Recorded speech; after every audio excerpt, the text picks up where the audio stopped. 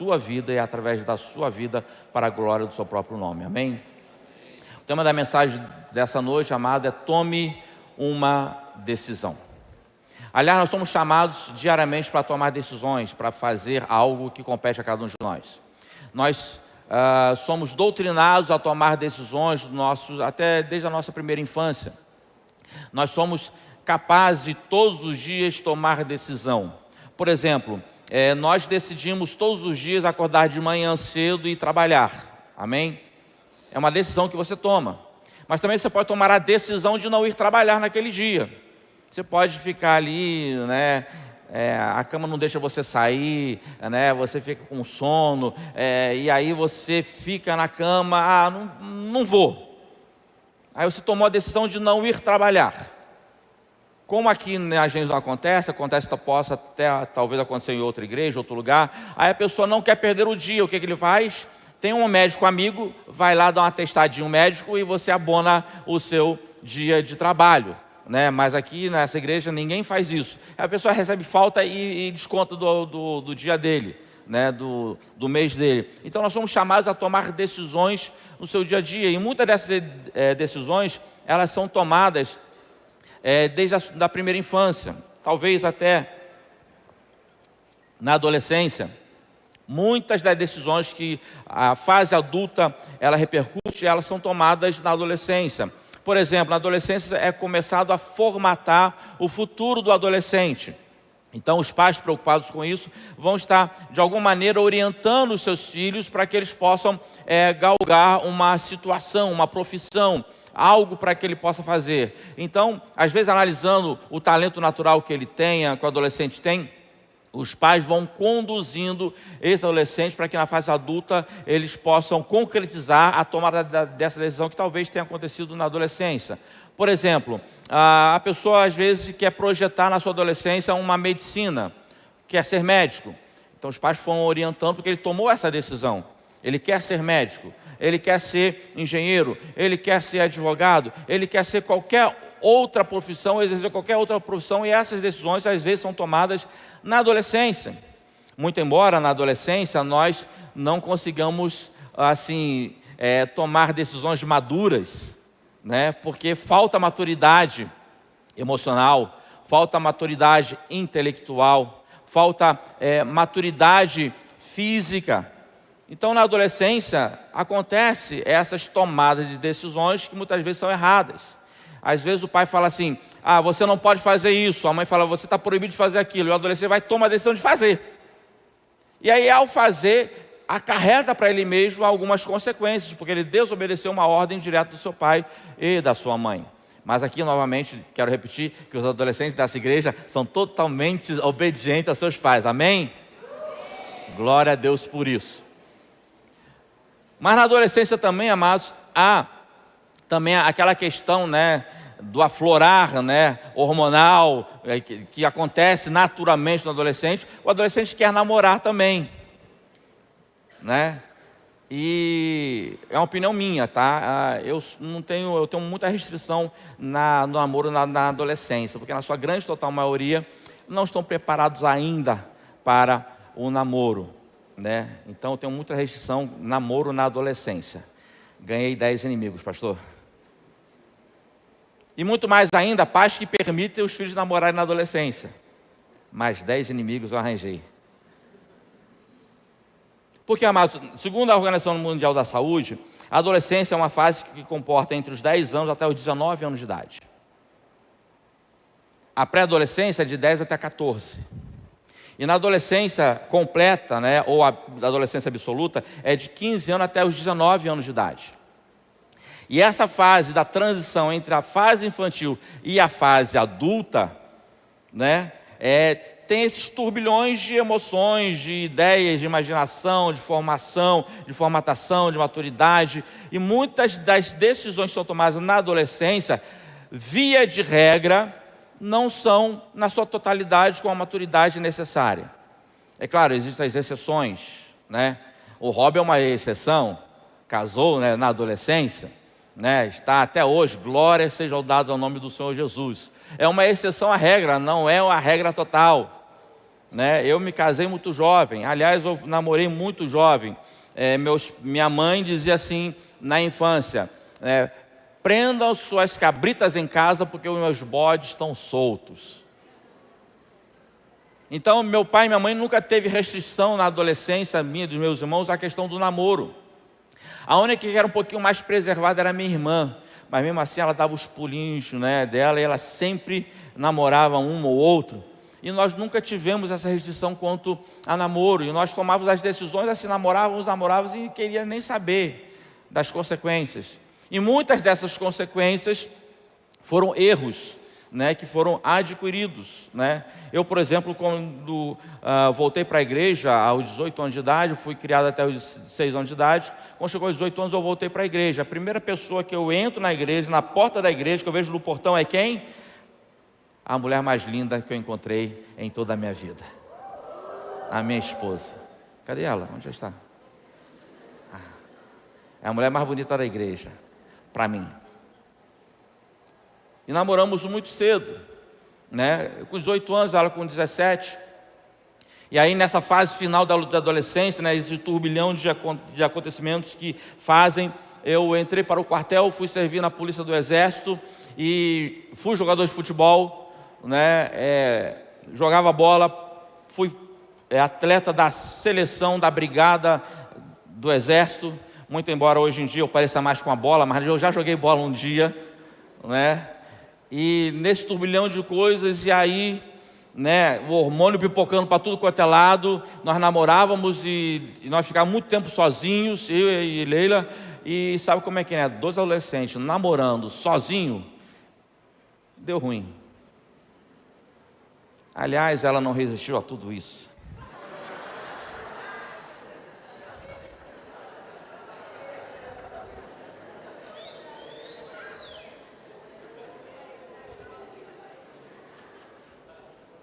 Mas, meus irmãos, brincadeiras à parte, hoje, olhando para trás, eu me arrependo de ter casado.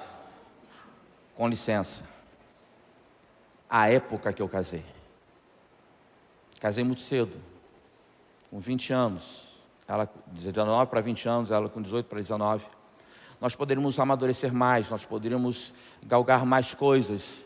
E nós fomos forçados a ser marido e a esposa muito jovem, muito novos. Aí os filhos vieram muito jovens, muito novos. Nós tomamos essas decisões em se casar, colhemos as consequências dessa atitude, mas pela graça e misericórdia do Senhor, nós chegamos até aqui. Hoje completamos esse ano 37 anos de casado, para a glória do Senhor. Mas foi uma tomada de decisão. Eu tomei uma decisão. Além de casar, eu tomei a decisão.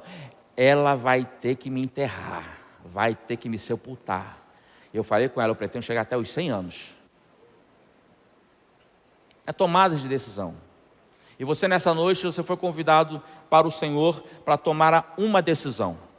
E essa decisão eu quero compartilhar com você um texto bíblico da palavra do Senhor, que se encontra lá em Levíticos, capítulo 11, versículo 44 e 45.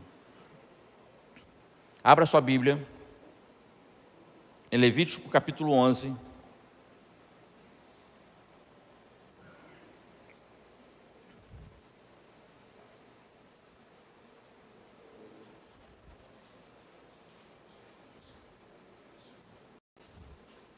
o texto está em tela, mas o texto diz assim: Eu sou o Senhor vosso Deus, portanto, vós vos consagrareis e sereis santos, porque eu sou santo. E não vos contaminareis por nenhum enxame de criatura que arrastem sobre a terra. Eu sou o Senhor, que vos chamo e vos faço subir da terra do Egito, para que eu seja o vosso Deus. Portanto, vós sereis santos, porque eu sou santo. Que o Senhor abençoe a leitura da sua palavra, amados. O convite do Senhor nessa noite é para que eu e você sejamos santos. Sejamos homens e mulheres separados para o louvor da glória dEle. Que eu e você tenhamos uma vida dedicada ao Senhor. E para isso, amados, para sermos santificados e nesse processo de santificação, eu e você precisamos fazer algumas tomadas de decisão. É um posicionamento peculiar, singular, individual de cada um de nós. Você tem que decidir, você tem que tomar uma decisão. Eu quero ser santo porque o Senhor diz, sede santos porque eu sou santo. Você que tem que tomar essa decisão, e é diariamente essa decisão. Não pode essa decisão vir esporadicamente. Num domingo que Deus possa falar com você. Através do congresso de homens. A partir daquele momento, não, são todos os dias. Nós devemos viver uma novidade de vida. Nós somos convidados a viver a cada dia uma novidade de vida. Então, o meu processo de santificação sendo hoje, ele tem que ser melhor do que ontem. E o amanhã melhor do que hoje. Mas isso não é uma forma de coação, mas uma forma de voluntariedade. O Senhor espera que eu e você sejamos homens e mulheres voluntários a dizer, Senhor, a partir de hoje, eu tomo a decisão, eu quero ser santo, porque Tu, Senhor, também é santo. E nesse processo de santificação, amados, há várias atitudes que nós devemos tomar. Algumas disciplinas espirituais nós devemos fazer e ter para ter essa santificação. Por exemplo, algumas disciplinas espirituais, a oração, uma vida de oração, uma vida de comprometimento e obediência à palavra do Senhor, uma vida de jejuar, uma vida de amar mais as pessoas, uma vida de ter uma vida de resiliência. Ou seja, tem várias atitudes práticas no nosso dia a dia, que através das nossas disciplinas espirituais nós podemos aplicar em cada instante, em cada momento da nossa vida.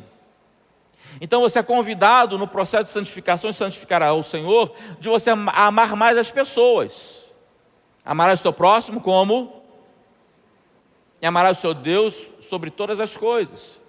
Então eu devo amar seja quem for, sem olhar a quem.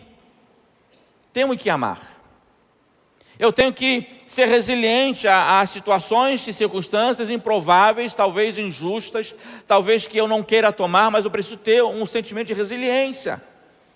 Por quê? Porque a palavra de Deus diz que todas as coisas cooperam para o bem daqueles que amam a Deus. Então, no processo de resiliência, eu tenho que entender que aquela circunstância, ela é temporal.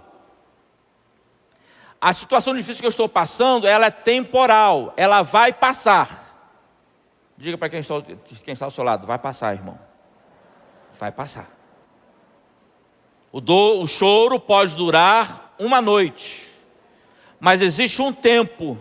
Que tempo é esse? Quando o amanhecer chegar, haverá motivos de alegria. Então, é a aplicação prática de disciplinas espirituais que nos levam a ter o processo de santificação, de nos santificarmos ao Senhor. E um deles, eu quero falar nessa noite, sobre o perdão. Ato de perdoar. Se você abrir a sua Bíblia, em Colossenses, capítulo 3, eu quero convidar você a abrir a sua Bíblia, em Colossenses, capítulo 3, verso 13 e 14.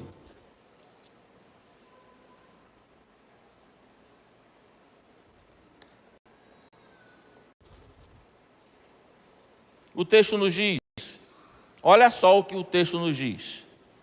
É claro que nós colocamos a última parte do versículo 13, mas olha só o que o texto diz de 13 e 14.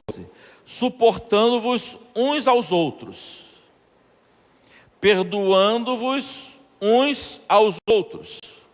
Se alguém tiver queixa contra o outro, assim como Cristo vos perdoou, assim fazei vós também. E sobre tudo isso, revesti-vos do amor, que é o vínculo da perfeição. Nós somos convidados a entender, e não somente a entender, mas também a praticar o perdão. É claro que você possa entender perdão de uma forma mais abrangente, mais macro. Por exemplo, o perdão de Deus. Aliás, nós vamos celebrar ali, daqui a pouco, né, a morte e a crucificação do Senhor Jesus. Nós vamos celebrar a morte dele. Uma morte que deve ser celebrada todos os dias. Mas por que, pastor, a morte? Porque ao terceiro dia ele ressuscitou. A tumba do Senhor está vazia. E como nós cantamos, um dia a igreja será arrebatada. E nós estaremos lá, eu estarei lá, você estará lá, para a glória do Senhor. Então, amados, quando nós pensamos em perdão, nós podemos pensar de uma forma mais macro. Mas quando eu estava meditando nessa palavra, o Senhor veio tocar especificamente num tipo de aplicação prática de perdão. Perdão na família. Muitas pessoas, e eu tenho acompanhado ao longo desses 30 anos de ministério pastoral, muitas famílias destroçadas, feridas, magoadas, que não conseguem perdoar entes familiares, e isso impede a eles ter uma vida de santificação melhor, numa entrega melhor ao Senhor. Pais que não conseguem perdoar filhos, muito menos pedir perdão para eles. Filhos que não conseguem perdoar pais, e muito menos pedir perdão a eles. Irmãos que não conseguem perdoar uns aos outros. Falar de sogra, nem vou falar nesse assunto. Mas existem mais situações em que as famílias convivem com esse dilema de guardar mágoa, rancor por familiares. E muitos deles, em muitos casos, são provenientes de relacionamentos abusivos ou de violência doméstica. Você conhece alguém assim? Alguém que tenha sofrido violência doméstica? Relacionamento abusivo? Filhos que não conseguem perdoar pais porque o pai e a mãe viviam num relacionamento abusivo, um relacionamento de violência, e a mãe, para tentar proteger talvez o filho, começa a arrastar um relacionamento com um pai, 10, 15, 20, 30 anos, pensando que está preservando o filho, mas na realidade está colocando nele um sentimento de mágoa, de ferida, porque não consegue entender como pode um pai e uma mãe conviver dessa maneira. Não estão olhando para mim? Não estão vendo como é que eu estou sofrendo? Filhos que não conseguem perdoar pais. Pais que não conseguem perdoar filhos. Aliás, esquecem que existem pais. Desonram os seus pais com atitudes, com palavras, com situações, com a sua forma de vida. Vivem uma vida rebelde. Não consegue ter esse princípio, viver esse princípio de honrar o teu pai e a tua mãe, para que os seus dias se prolonguem sobre a face da terra. Não conseguem. E os pais começam a sofrer por causa disso, ficam com aquela mágoa. Como pode um filho, uma filha que eu gerei, amei tanto, carreguei no colo, amamentei, fiz tudo por ele, e agora é essa a retribuição que eu tenho? E às vezes não consegue perdoar a esse filho.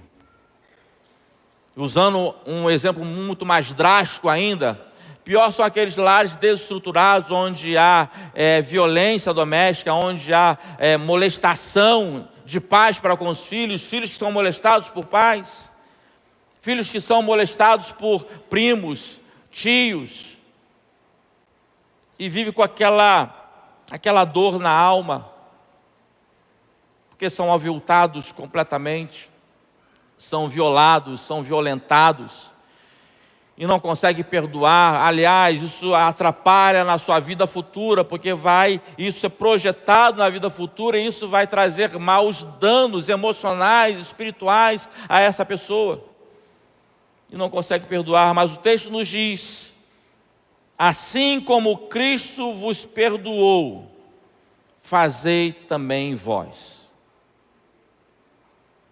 Alguém tem dificuldade de perdoar aqui? Levante uma das suas mãos. Com sinceridade. Quem tem dificuldade de perdoar? Uns timidamente, né? Em nome de Jesus, amados. Em nome de Jesus. Levante sua mão. Você tem dificuldade de perdoar? Levante as suas mãos. Muitas pessoas têm dificuldade de perdoar. Mas, em primeiro lugar, perdão é um ato de obediência. Ou você obedece ou você não obedece. Assim como Cristo perdoou, também perdoai vós. Cristo até ensinou uma oração dizendo, olha, orai dessa maneira. Assim como nós perdoa as nossas ofensas, assim como nós temos perdoado quem nos ofendeu. Jesus vai ensinar. Jesus vai ensinar na cruz do Calvário, quando ele está na sua maior dor, na sua maior agonia de dor, ele diz, Pai, perdoa-lhes porque não sabem o que fazem. Se Cristo perdoou a humanidade naquele momento, por que você não consegue perdoar? Porque existe um sentimento, talvez, que acorrente você, que você não tenha capacidade, ou talvez a questão moral, emocional de perdoar. Mas eu quero te convidar nessa noite a pensar, se Cristo vos perdoou, perdoe. Perdoe. Porque quando você perdoa, o amor de Deus enche o teu coração. E você consegue ter a sua vida restaurada. Porque o poder do perdão, em consequência do poder do amor, vai restaurar a sua vida e vai te fazer um novo homem, vai te fazer uma nova mulher, e você vai se santificar ao Senhor. Tome essa decisão nessa noite, eu vou perdoar, e faça isso para a glória do Senhor. E outra, não crie condições para perdoar. Às vezes nós temos essa facilidade, né, de criar condições.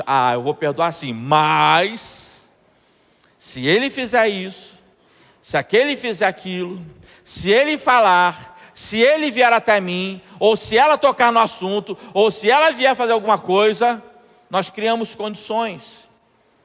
O Senhor Jesus não criou condição nenhuma para me amar e te amar. Aliás, Ele nos amou primeiro, Ele nos escolheu primeiro, independente daquilo que eu sou, independente daquilo que você é, Ele nos perdoou na cruz do Calvário. Ele perdoou a mim e a sua vida também. E muito mais do que perdoar o outro, é necessário também termos a ideia que eu também devo me perdoar. Perdoe-se. Às vezes nós não conseguimos fazer isso. Nós lamentamos tanto algo que nós fizemos, ou choramos muito, e às vezes não conseguimos nos livrar dessa ausência de nos perdoar. E na realidade talvez seja uma outra palavra, é arrepender-se. Eu, quando estava pastoreando em São Paulo, né, eu comecei a pastorar em São Paulo muito novo ainda, no ministério era muito jovem ainda, e lá em 1988 a igreja que eu pastoreava fazia um trabalho com moradores de rua. E nós levávamos alimentos para moradores de rua. E aí, nós fazíamos isso. Começávamos a trabalhar na igreja às 6 horas da tarde, íamos até às 10 horas da noite. 10 horas da noite nós pegávamos os carros e saíamos para ir às ruas de São Paulo para levar alimentos.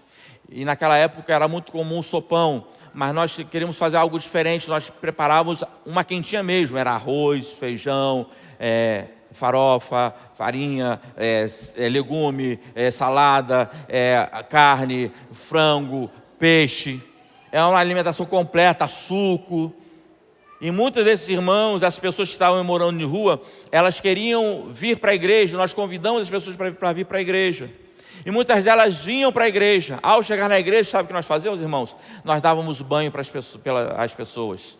Os homens de aquela barba típica de quem não tem a asepsia natural, nós fazíamos a barba do irmão, do homem, cortava o cabelo dele, era uma outra pessoa, sentava assim no primeiro banquinho assim, as mulheres todas assim, né, com alcoolizadas, nós dávamos um café bem forte, botávamos uma roupa bonita, e as mulheres sentavam assim, muito bonitinhas assim, ouvindo a palavra do Senhor.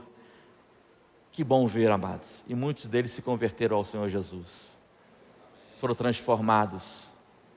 E nessa época nós fazíamos esse trabalho, e uma dessas noites, Nós passamos pelo viaduto do chá e nós encontramos um homem alcoolizado, maltrapilho, aparentando mais ou menos 45, 48 anos de idade, e ele estava na rua, e nós procuramos saber o porquê quais as razões que o levaram a estar ali na rua, e ele contou a história dele. Ele era um empresário, estava na rua já há 5 anos, e ele contava que certa vez, saindo de um restaurante, embriagado, bebeu mais do que devia, pegou o seu carro, a sua esposa, o seu filhinho de 6 meses, e ele causou um acidente que matou a esposa e o seu filho de 6 meses de idade. Ele ficou em coma durante uma semana, conta ele, e ele não conseguia se perdoar pelo mal que ele causou, tirando a vida da própria esposa e do próprio filho. Mas quando ele entendeu o amor de Deus, quando ele entendeu o perdão de Deus, ele se arrependeu do seu pecado, ele aceitou a Cristo como Senhor, ele teve sua vida transformada, ele voltou a empresariar, e para a glória do Senhor, aquele homem foi restaurado, porque Deus é um Deus que faz essas coisas. No ato do perdão, nós adquirimos para nós mesmos ações benéficas do Senhor. Até porque, amados, o perdão é uma arma espiritual contra o inimigo. Se você abrir a sua Bíblia em 2 Coríntios capítulo 2, abra a sua Bíblia em 2 Coríntios capítulo 2, versículo 10 e versículo 11.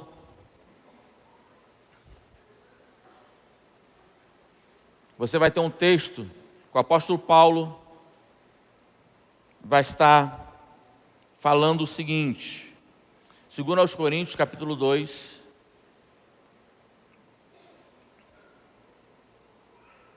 verso 10 e verso 11. E a quem perdoardes alguma coisa, também eu, porque o que eu também perdoei, se é que tenho perdoado, por amor de vós o fiz na presença de Cristo. Eu perdoo, para que Satanás não alcance vantagem sobre a minha vida, porque nós não ignoramos os seus ardis. Você quer ter uma das armas contra Satanás, além da espada do Espírito, que é a palavra de Deus, além do escudo da fé, que nós possamos impedir os dados inflamados do maligno? Perdoe. Porque quando você perdoa, Satanás não tem motivo nenhum para utilizar a ausência de perdão na sua vida, porque você já perdoou, é uma arma contra ele.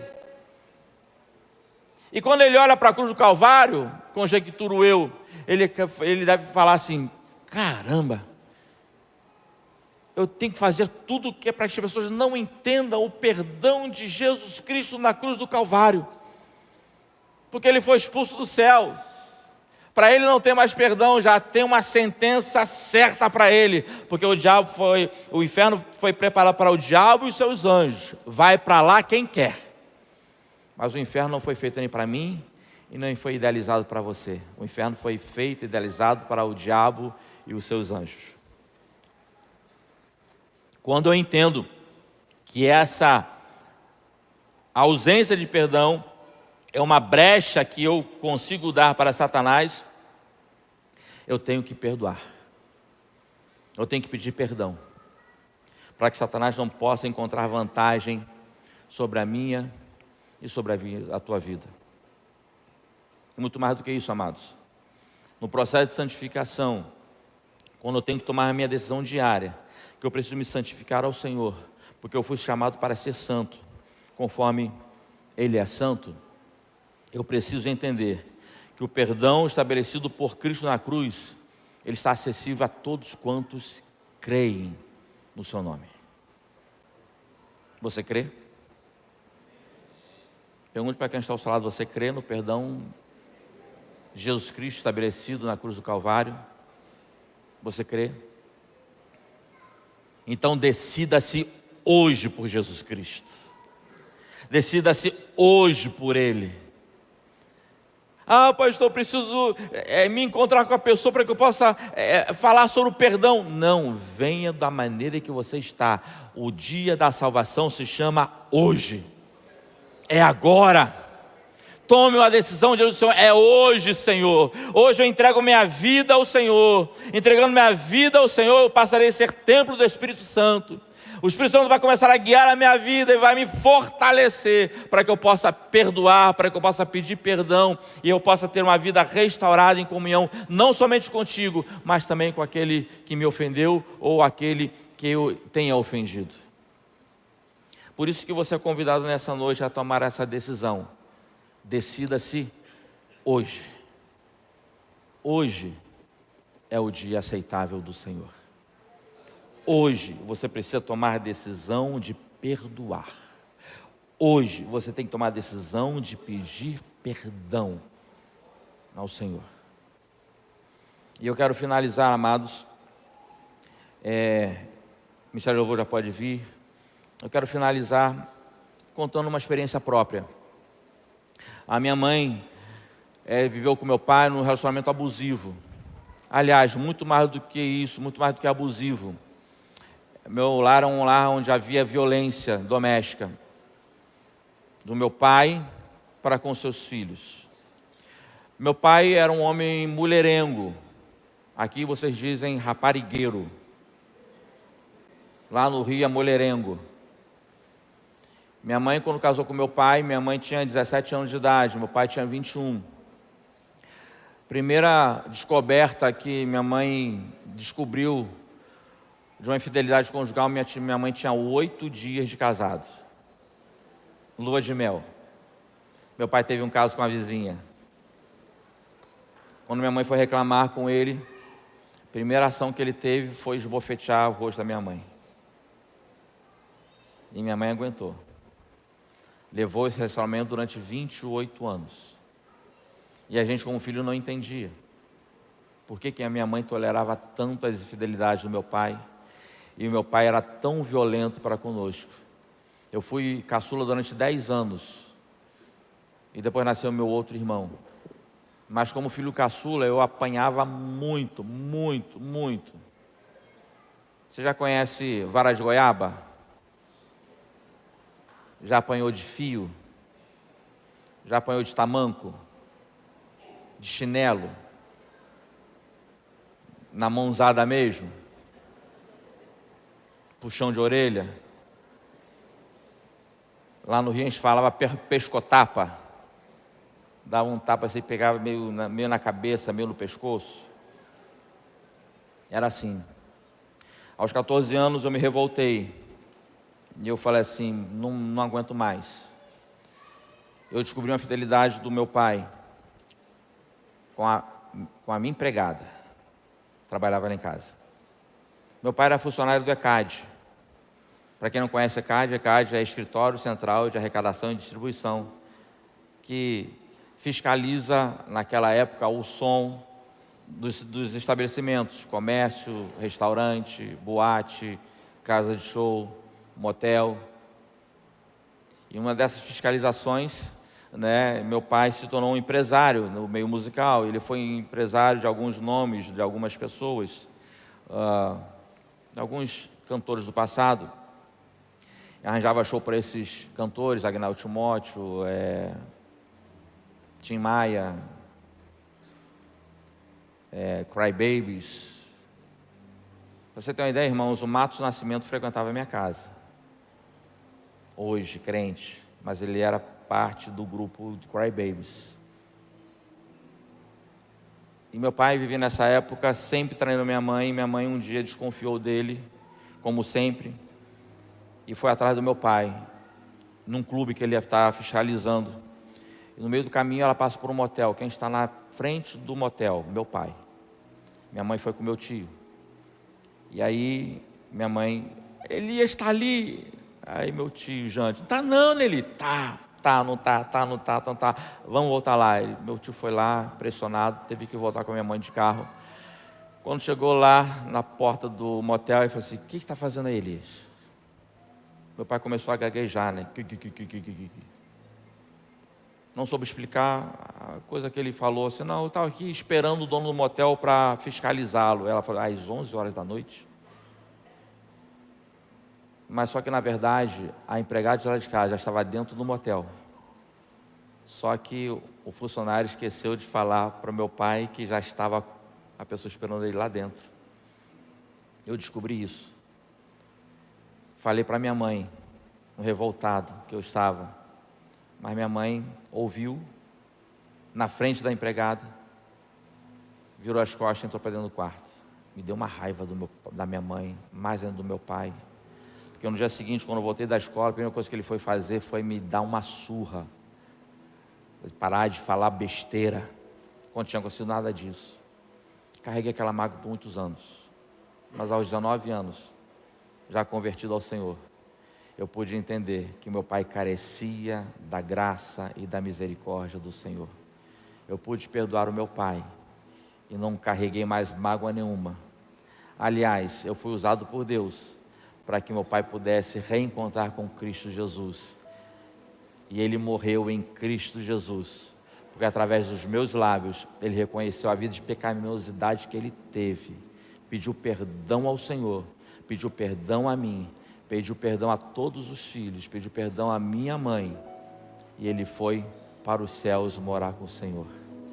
No dia do sepultamento dele, muitos estavam dizendo: adeus Elias, adeus. Eu dei esse testemunho e falei assim: pai, olhando para o corpo já inerte, muitos dizem para você adeus, eu quero dizer para o Senhor até breve, porque um dia nos encontraremos para viver com Cristo para todo sempre. Perdoe. Perdoe. Em nome de Jesus. Vamos ficar de pé.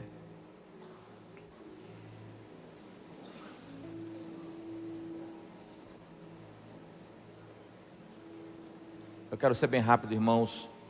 Se você tem dificuldade de perdoar, se você guarda mágoa, rancor, se você está aqui nessa noite, o Senhor te trouxe aqui para que você possa ser curado no seu interior em relação a alguma mágoa. A igreja toda está com a cabeça abaixada, com os seus olhos fechados.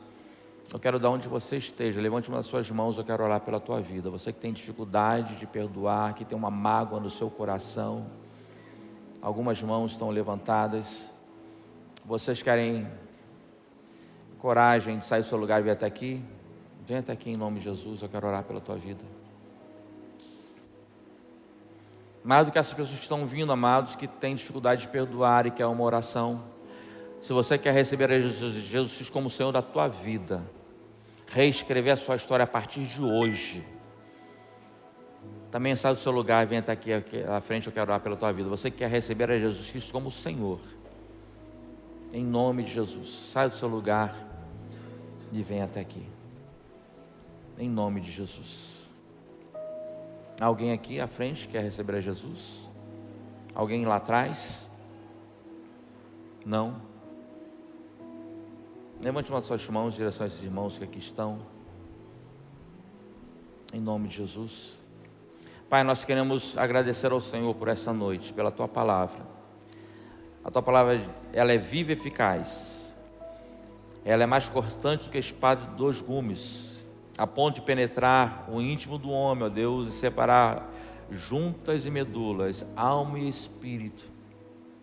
O Senhor veio, ó Deus, através da sua palavra, tocar nesses corações feridos, magoados, rancorosos, que quando olham, ó Deus, para trás, se enxergam, ó Deus, a dor da ofensa, da mágoa, da ferida. Estão machucadas, têm dificuldade de perdoar, mas nesta noite, ó Pai, nós te pedimos em nome de Jesus, que toda mágoa seja curada, toda ferida seja curada pelo poder do nome de Jesus. Que o teu Santo Espírito, ó Deus, que é o nosso Consolador, possa trazer um consolo tal, tamanho, poderoso, reescrevendo a história, sarando a ferida, Senhor Deus, para que se torne apenas uma lembrança, e não, ó Deus, uma lembrança que dói ao lembrar. Mas, Senhor, nós pedimos que em nome de Jesus, o Senhor possa curar os teus filhos e filhas que aqui estão, ó Pai, e que eles possam tomar uma decisão hoje, ó Pai, de ter uma vida santificada. E para que isso aconteça, Pai, se é necessário perdoar, que haja perdão pelo poder do nome de Jesus. Se eles precisam perdoar, perdoe, Senhor Deus. Que eles precisam pedir perdão também, que haja uma solicitação, um pedido de perdão da ofensa oferecida, Senhor, para que o teu nome em todo o tempo seja glorificado, exaltado na vida deles. Essa é a nossa oração, em nome de Jesus. Amém e amém. Poder